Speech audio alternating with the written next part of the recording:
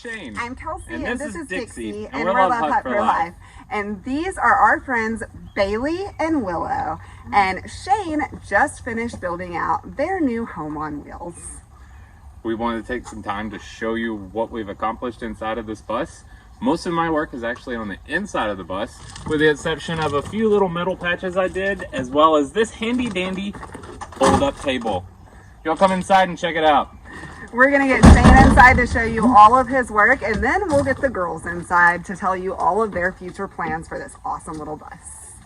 This build tied really close to my heart because, as you can see, it is full of repurposed wood. And if you've ever been inside of the Love Hut or seen photos of the Love Hut, then you know that's what the inside of ours is as well. The products that we used to build this bus, some were pulled, like the cabinets here on top, were pulled out of an Avion camper trailer that had been decommissioned. A lot of it is pallet wood. There's even some old cedar siding off of a reclaimed barn that we managed to work in here, as well as miscellaneous pieces of plywood that were laying around from a tiny home build that the owner lives in currently before they're moving into this bus. In the back corner, we have a shower that we built in. There was no shower pan. There is a very large hole in the bottom of the bus that she uses to pipe her air conditioning exhaust through. So we built the shower around it, so there's not a normal type of shower drain through it. I was able to use brick to build in the bottom, which was a lot of fun, and it tied in well with the pallet wood as well as the reclaimed tin that is miscellaneous placed around the bus. The box I'm sitting on is actually a bed with many functions. In the back, there's a flip-up panel that allows art pieces to go in the back. The owner is an artist. And underneath this bed is also a home for dogs. The dogs are going to be stored under there, and she intends on using the air conditioner that sits in the shower when they're not using it to cool the dogs off. And it runs off of a generator versus trying to power one off of solar power, because as most of you know, that's a quite expensive thing to try to do, and frankly, there's just not enough room on top of a tiny bus to do that. Next, we put in a nature's head, which we reclaimed from a tiny home as well. This it's hidden inside of the countertop. The countertop folds up from the top, and it also opens out, so you have a full outhouse that is hidden from your guests, so they don't see where you do your business. The sink is also reclaimed from an old refurbished home. They ripped this out, as well as a giant tub that we wish we could have fit inside of here, but that just wasn't realistic.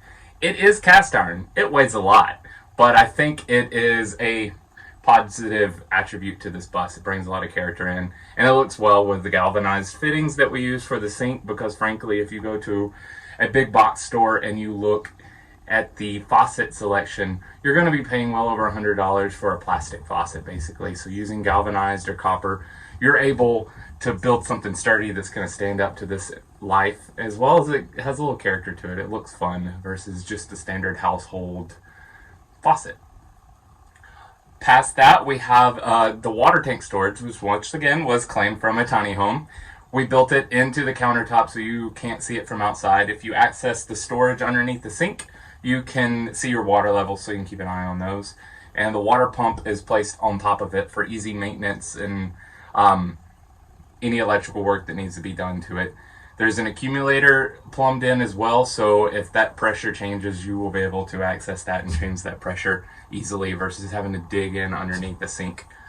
On the other side of the passenger seat, we have a refrigerator. I built once again a box around it. I like to hide most things. I like everything to be smooth lined and show as much wood as I can versus bought and mechanical things. So we put the Dometic 55 quart in here, and it will be running off of the solar power. That is accessed by just a simple fold up, and it's more or less just a frame around it to cover it. So there is still some dead space under there where you could once again store some things. That also doubles as a bench if you're looking out the window, and an art easel will be placed there for our artists to be able to draw on the road as well. And then we have positioned a seat out of a Chevy pickup truck is what I believe it is, and that is for Willow. Willow wanted to be able to see the road. She didn't want to be back here somewhere so she couldn't see out the window, so we bolted a passenger seat right in the middle of the bus so she could be next to her mother. From Willow's seat, you can see my favorite part of this bus. This also was the part of the bus that took undoubtedly the longest to build. This is the doghouse cover. It houses a storage space underneath, as well as a fold down section to put muddy boots and maybe a bottle jack in there. All of this is removable. It has 3 bolts and a screw that hold the whole thing on. So once you take those off, you can pull it back and access the true doghouse cover, which allows you the entrance to the motor bay, which is very important in these stub nose shorties because most of the motor is actually behind the dashboard versus something like our truck where the motor is completely exposed if you open the hood. The dashboard did take a while. I removed all of the plastic that was stock on it, and fortunately it is a nice aluminum framed dashboard, so I was able to take plywood and kind of recreate that rounded dashboard vibe. And then I used once again that siding as well as pallet wood to fill in the bezels and cut in all the vent work and trim. It was very meticulous, but I think well worth it and adds a lot of character to this bus that anyone is going to notice when they walk up. I certainly would. Definitely. So there's already so much character in here from the work that you've done. Yeah. I also know that Bailey has so many ideas of what she is going to do to finish this off and really make it a home for her and Willow. So we're about to get her and Willow in here and let them tell us their plans. I'm excited to hear them too. Hi, my name's Bailey, and this is my 6-year-old daughter, Willow. And this has been our nomadic dream for about 3 years now. I've slowly been building this out, but until I found Kelsey and Shane on Instagram,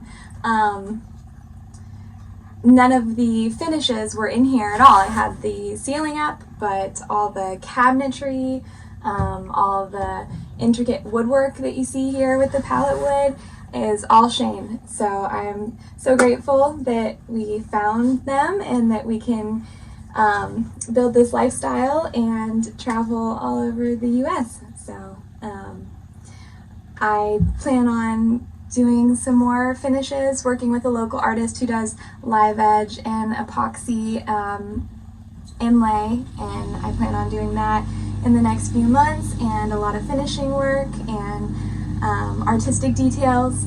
So I'll send those pictures to Kelsey and maybe they can post an update. Awesome. And of course, we'll also be wanting to meet up with you in Florida and down the road just to hang out because we've all become friends through this, and also just to see all of the really cool stuff that you managed to do with this bus. Now, one of my favorite things about this bus is actually something Shane had nothing to do with, and that is your floors and the beautiful artwork there.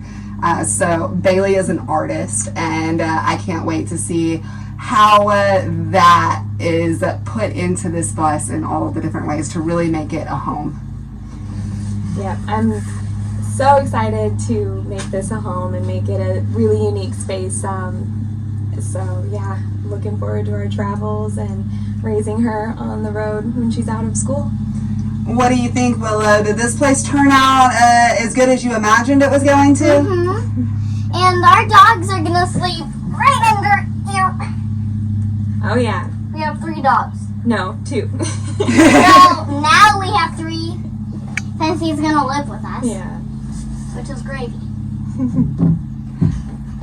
Well, awesome, guys. Thank you so much for inviting us into your home, and we can't wait to see you out on the road living that nomadic lifestyle dream. Thank you. Yep, we couldn't have done it without Kelsey and Shane, and we are forever grateful. Bye!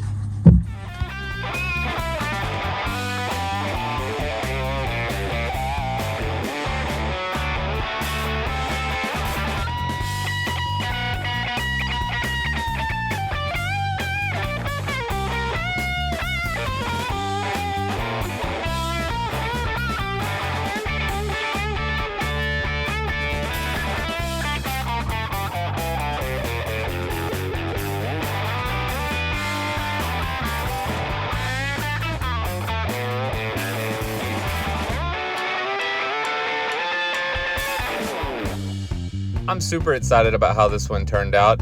If you're interested in hiring me to help your nomadic dreams come true, contact us at Love Hut for Life on Instagram, Facebook, or even lovehutforlife@gmail.com. Y'all be sure and hit that subscribe button and thumbs up and comment below to let us know what you think. Come back every Sunday, Wednesday, and Saturday for new videos.